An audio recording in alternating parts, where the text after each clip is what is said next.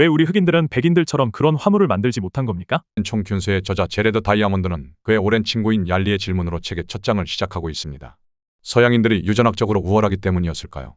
산업혁명 이후 오늘날에 이르기까지 서구 문명이 전 세계를 지배해온 이유는 무엇일까요? 제레드 다이아몬드가 보기에 서양인의 민족적 우월성에는 아무런 근거가 없었습니다. 오스트레일리아 원주민들이 세계에서 거의 가장 먼저 석기의 날을 갈아서 사용하고 비교적 빨리 배를 탔다는 사실은 서양인들의 우월성을 부정하는 객관적 증거가 됩니다. 그렇다면 진짜 원인은 무엇이었을까요? 먼저 서구 문명이 전 세계를 제패하게 되는데 직접적인 역할을 하게 된 요소들로 제레드 다이아몬드는 총 균수를 들고 있습니다.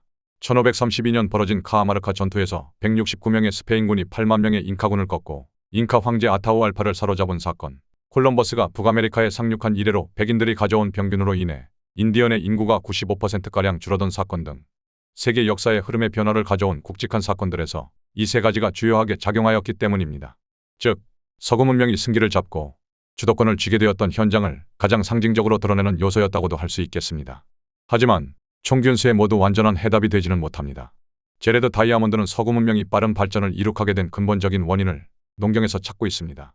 수렵 생활을 하던 인간들이 농경과 함께 정착 생활을 시작하면서 사회적 집단과 규율이 출현하기 시작하고 기대 수명이 연장되고 자유시간이 확보되면서 발명의 기회가 증가하고 잉여 생산물이 쌓여 지배계급이 탄생할 수 있는 여력이 생겼던 것입니다. 인구가 증가하면서 사람과 사람 사이 갈등의 소지도 함께 증가하게 되기 때문에 이를 중재할 중앙집권적 계급 조직도 자연히 필요해집니다. 이런 변화들을 가능케 했던 것이 바로 농경이었던 것입니다. 또한 농업을 돕기 위해서 식량의 비축이라는 의미로 가축화한 동물들이 보유하고 있던 세균과 바이러스는 점차 변이를 일으켜서 인간에게 전파되었습니다. 이렇게 가축에 기원한 균과 바이러스에 의해 전염병이 돌고 나면 당장은 큰 인명피해로 이어지지만 이후 살아남은 인간에게는 이런 병들에 대한 면역력이 형성됩니다. 특정 전염병에 대한 우위를 점하게 되는 것이죠. 오랜 기간 비슷한 질병에 노출된 적 없는 신대륙의 원주민들이 속수무책으로 당할 수밖에 없던 이유가 됩니다. 그렇다면 아메리카 대륙에 비해 유라시아 대륙에서 훨씬 더 빨리 농경생활이 정착된 이유는 무엇일까요? 제레드 다이아몬드 박사가 찾은 답은 지리적 특수성이었습니다. 유라시아 지역에는 가축화할 수 있는 동물의 종수가 많았고 작물화해서 재배할 수 있는 식물의 종류도 다양했습니다. 반면 아메리카 대륙에는 대형 야생 포유류가 13,000년 전에 대부분 멸종하여 가축화할 수 있는 후보군 자체가 많지 않았고 농사를 지을 수 있는 곡식도 매우 한정적이었습니다.